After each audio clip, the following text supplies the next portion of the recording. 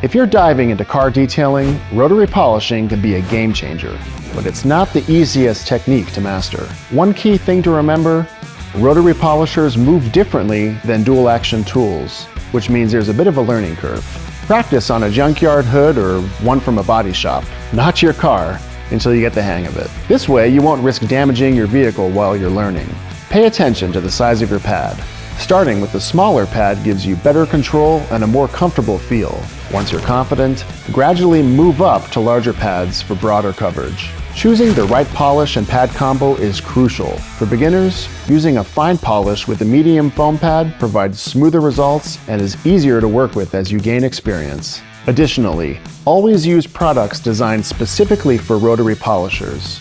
This ensures you get the best results and avoid unnecessary mistakes. Finally, start on lower speeds to get comfortable with the movement. Keep the pad as flat as possible against the surface to achieve optimal results. So, take it slow, practice, and soon enough, you'll be polishing like a pro.